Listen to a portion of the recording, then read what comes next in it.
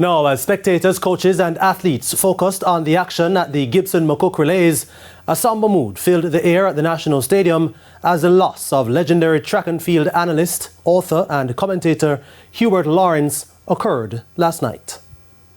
Brother, mentor, friend. Hubert Lawrence was that and so much more. Many a track and field fan would have been expecting to wake up to the voice of the venerable Hubert Lawrence covering Saturday's Gibson-McCook Relays, but were instead greeted by the sad news of his passing. His firm grasp on the statistics and the intricacies of the sport captivated audiences, and his kind spirit endeared him to his many admirers. Lawrence's colleagues, who were preparing for him to join them on Saturday, were full of emotion when speaking with TVJ Sports at the Gibson-McCook Relays.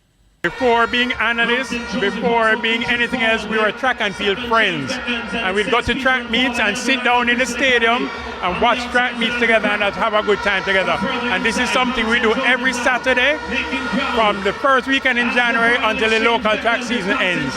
So the analytics part came much later in life. We've been friends for years. But first, he was just one of the best analysts in track and field in the world, in my opinion.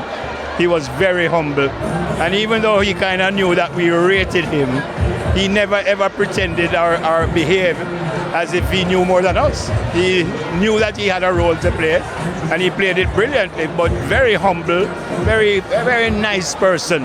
And boy, this one really rough for me. I started covering track and field in 2015 when I came back to Jamaica. Hubert would always take me under his wing. He brought me to the National Library to teach me how to do analysis, teach me how to do track and field coverage.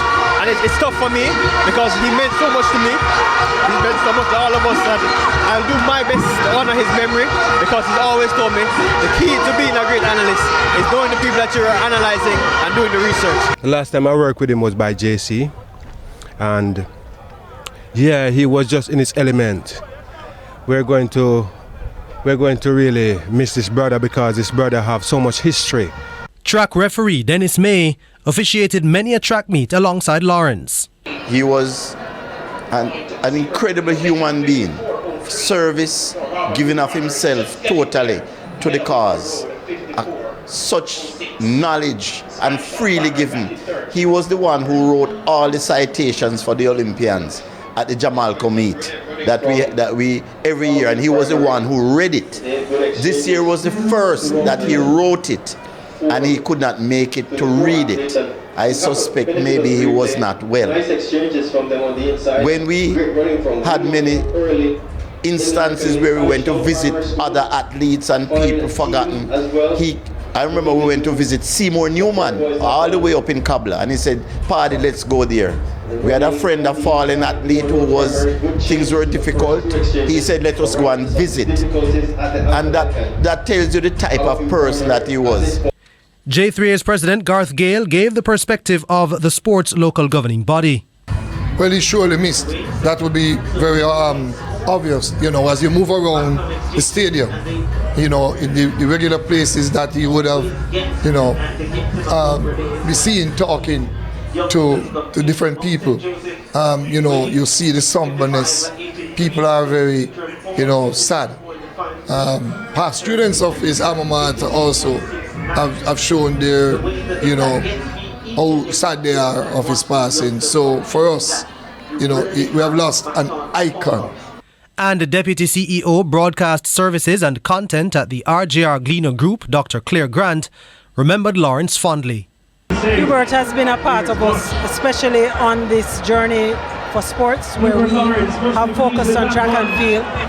The development of our coverage is directly connected to our analysts and commentators, and he definitely was among the strongest. And I think one of the things people don't even recognize, way back in the day, there was a time when all we heard was American or British analysts of our track and field.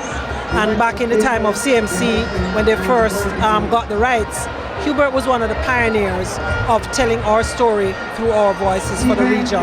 And he has just continued to build and build on that. And we are, as a group, blessed to have had him as a part of our team. It's very difficult, knowing what we heard last night and that we had this morning to come and do this without him.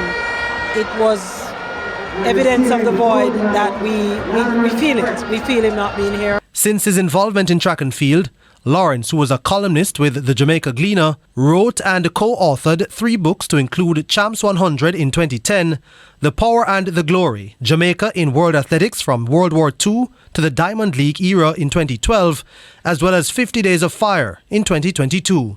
Among those reacting to Lawrence's passing were Prime Minister Andrew Holness, saying he was deeply saddened by his passing, adding that his contributions to the nation's landscape were invaluable. Sports Minister Olivia Grange called Lawrence a guru, saying he was easily among the best authorities on the sport in the world. 8-time Olympic champion Usain Bolt also posted a message to his Instagram story, which simply read Hubert Lawrence with a praying and dove emoji. Lawrence was 63 years old. And all of